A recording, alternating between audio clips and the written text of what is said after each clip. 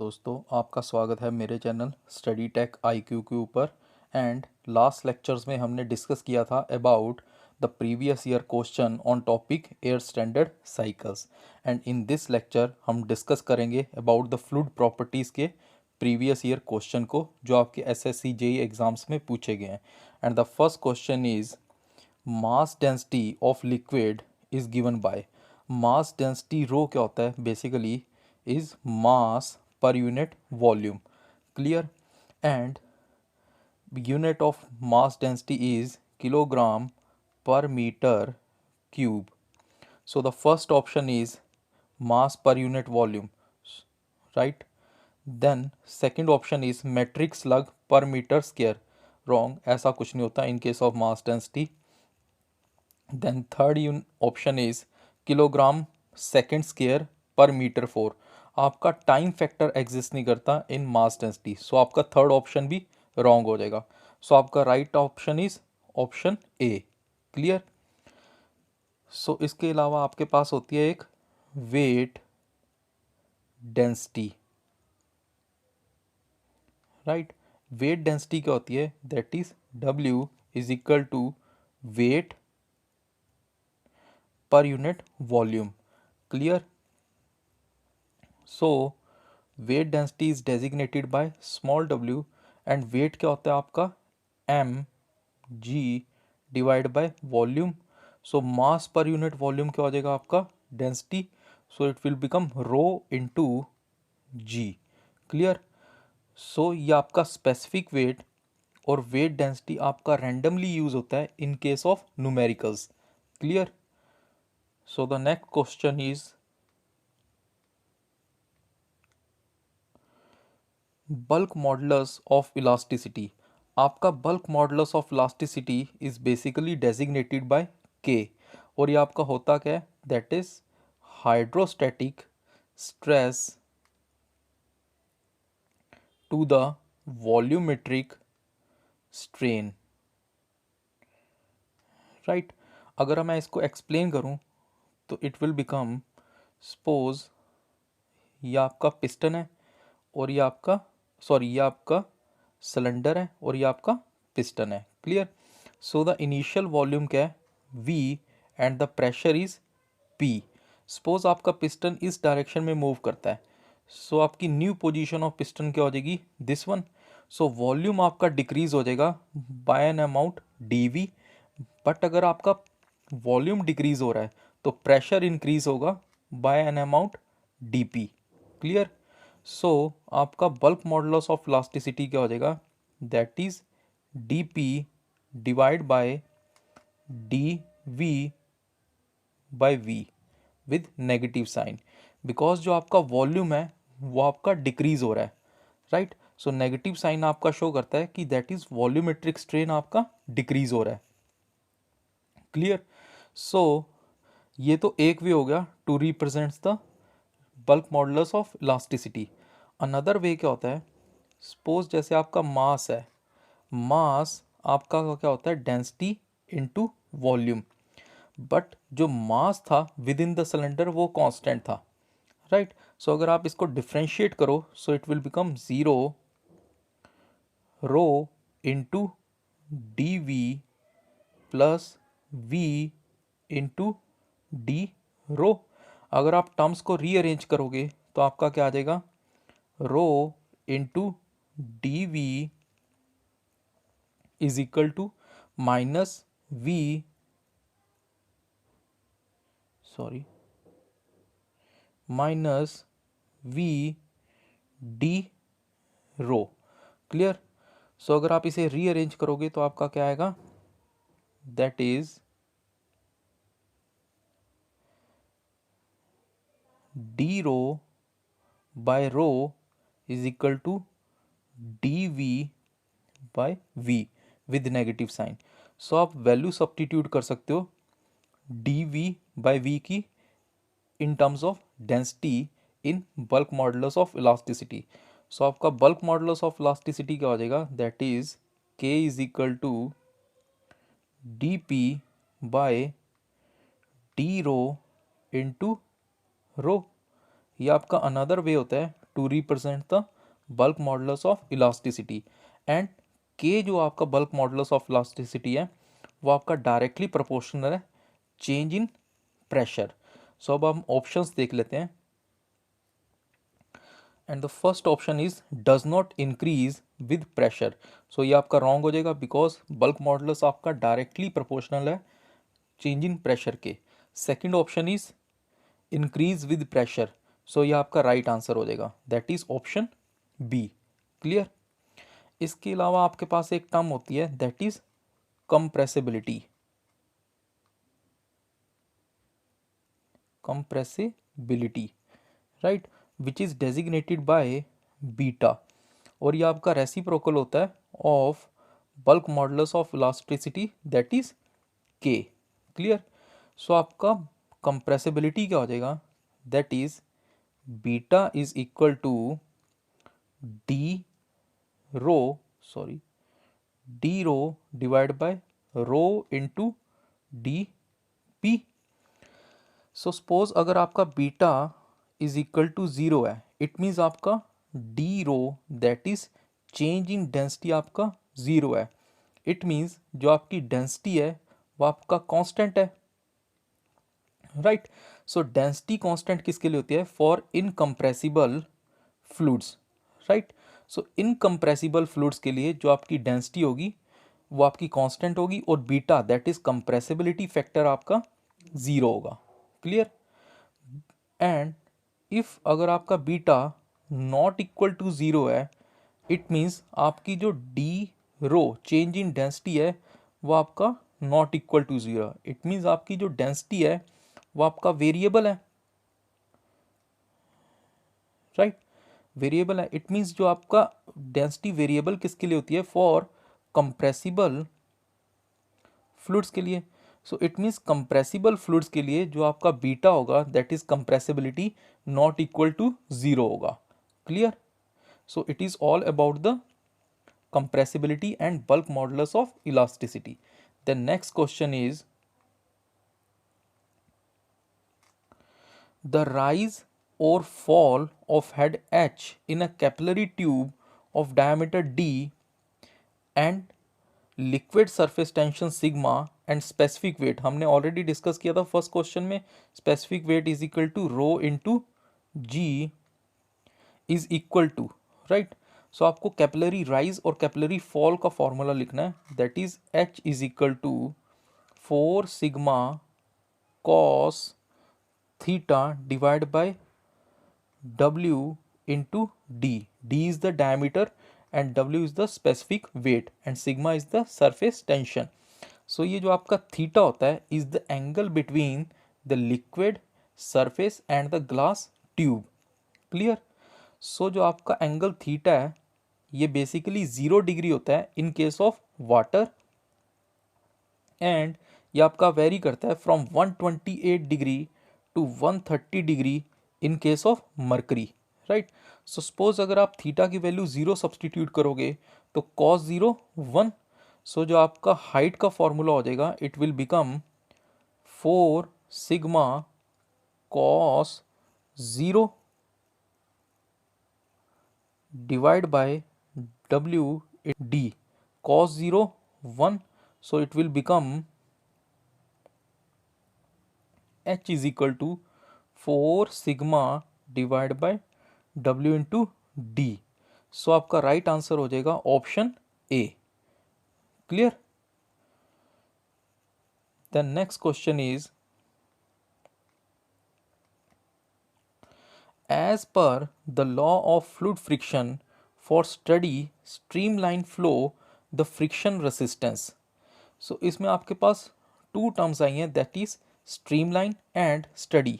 Study का meaning क्या होता है, स्टडी फ्लो आपका वो फ्लो है जो आपका चेंज नहीं करता with time, right. For example अगर ये आपका पाइप है, राइट, एंड आपका फ्लूइड फ्लो कर रहा है और इस पॉइंट के ऊपर दैट इज पॉइंट ए जो आपकी फ्लूइड प्रॉपर्टीज हैं that is pressure is P1, density is ρ1 and velocity is V1 at time t is equal to 1 second आपकी this one, and after a particular time that is t is equal to 10 seconds के ऊपर जो आपकी properties हैं वो आपकी remain same रहती हैं, that is p1, ρ1 and v1.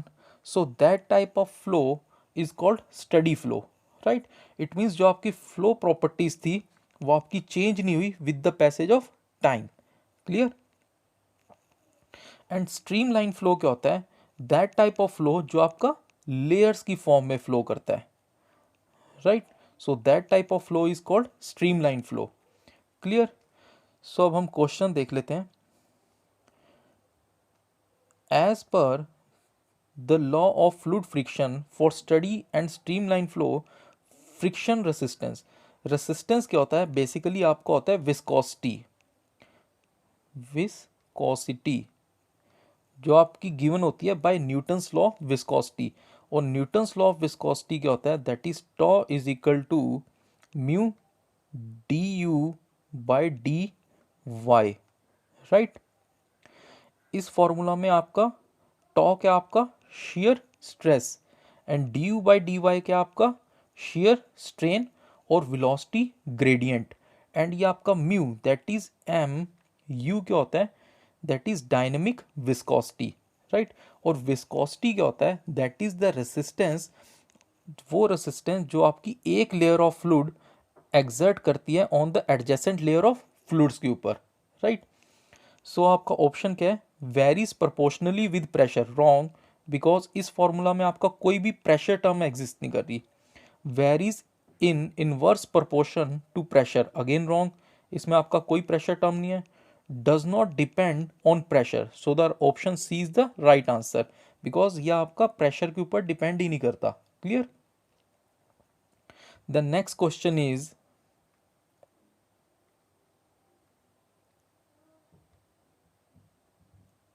sorry next question is an ideal flow of any fluid must satisfy. जो आपका आइडियल फ्लो होता है वो आपका सेटिस्फाई करता है कॉन्टिन्यूटी इक्वेशन को, right. So the option D is the right answer. So continuity equation क्या होती है? बेसिकली वो आपकी होती है conservation of mass, right. That is जो आपका मास है वो आपका कंजर्व रहता है. अब डिस्कस कर लेते हैं about the continuity equation. Suppose ये आपका पाइप है and this is section 1 1 and this is section 2 2. Clear. So आपका फ्लूइड फ्लो कर रहा है. सो कंटिन्यूटी इक्वेशन क्या कहती है कि जितना मास रेट आपका इन कर रहा है उतना ही मास रेट आपका आउट कर रहा है. इट मीन्स जो आपका टोटल मास है वो कंजर्व रहेगा, right. Clear. So according to continuity equation क्या हो जाएगा? Mass flow rate in is equal to mass flow rate out. और मास फ्लो रेट क्या होता है? Basically mass per unit time. Clear. So mass क्या होता है? Density into volume divide by time. So अगर आप इसे सॉल्व करोगे तो आपका आ जाएगा डेंसिटी और volume is area into length per unit time. So ये आपका हो जाएगा density into area and length per unit time is velocity. Clear. So ये आ जाएगा आपका. एंड ये जो आपका एरिया इनटू वेलोसिटी है this is called discharge Q, right. And unit of discharge is metre cube per second. Clear. So आपकी continuity equation क्या हो जाएगी? That is ρ1 v1 a1 is equal to ρ2 a2 v2. This is continuity equation for compressible fluids, right. It means जो density थी वो आपकी variable रहती है in case of compressible fluids. Clear. But in case of incompressible fluids जो आपकी continuity equation होगी it will become a1 v1 is equal to a2 v2. Because जो आपकी डेंसिटी होगी वो आपकी कांस्टेंट हो जाएगी, that is ρ1 is equal to ρ2 is equal to ρ. So ये कैंसिल ईच अदर हो जाएगी. So it is all about the continuity equation. Clear. The next question is the flow which neglects changes in transverse direction is known as. Basically आपके पास three types के flow होते हैं, that is one dimensional flow, two dimensional flow and three dimensional flow. Clear? And जिस direction में आपका fluid flow करता है that direction is called axial direction. Clear? Suppose अगर आपके पास ये एक्सिस गिवन है, this is X, this is Y and this is Z, तो सपोज अगर आपका फ्लूइड एक्स डायरेक्शन में फ्लो कर रहा है तो ये आपकी हो जाएगी axial direction, and other two direction that is Y and Z is called transverse direction. Clear? अगर आपका फ्लो नेग्लेक्ट होता है changes in transverse direction, so that type of flow is called one dimensional flow. Clear? So the right answer is option A. Clear? The next question is, the fluid property which enables it to resistance tensile stress is known as. The option is C is the right answer, that is cohesion. So हम discuss कर लेते हैं about cohesion. Cohesion क्या होता है? Basically cohesion होता है आपका force of attraction between same kind of molecules, right? And adhesion क्या होता है? बेसिकली आपका force of attraction between different kind of molecules. Clear? So the right answer is option C. Clear? Then अभी last questions में हमने discuss किया था capillary rise and capillary fall. So capillary rise के केस में आपकी जो कोहेसिव फोर्सेस हैं वो आपकी लेस डोमिनेंट होती हैं as compare to adhesive forces, right? It means capillary rise के केस में जो आपकी एडहेसिव फोर्सेस होती हैं वो आपकी ज़्यादा होती हैं कोहेसिव फोर्सेस के कंपैरिजन में, right? And in case of capillary fall जो आपकी कोहेसिव फोर्सेस होती हैं वो आपकी ज़्यादा होती हैं as compare to adhesive forces. Clear? ये आपका मेन इंपॉर्टेंट पॉइंट होता है in case of capillary rise and capillary fall. Clear? Then next question is kinematic viscosity is equal to. Kinematic viscosity first आपके पास होता है dynamic viscosity. According to Newton's law of viscosity dynamic viscosity क्या होती है? That is tau is equal to mu D U by D Y, right? And dynamic viscosity mu is equal to tau divide by D U by D Y. Clear? So basically एक viscosity होती है, ये आपका slope होता है of the curve जो आपका draw होता है। सपोज अगर मैं कर्व ड्रॉ करूं between tau and D U by D Y, so for Newtonian fluids, जो फ्लूइड्स आपके न्यूटन्स लॉ ऑफ विस्कोसिटी को फ्लूइड फॉलो करते हैं, दैट इज इस इक्वेशन को फॉलो करते हैं, is called Newtonian fluids. So इस ग्राफ का जो आपका स्लोप होगा is dynamic viscosity. Clear? And जो आपका काइनेमेटिक विस्कोसिटी होती है, kinematic viscosity is basically kinematic viscosity is basically new, right? And ये आपका होता है dynamic viscosity per unit density, right? So the right answer is option A. Clear? So it is all about the first lecture. इसके बाद हम एक और lecture लेके आएंगे on fluid properties, right? Thank you.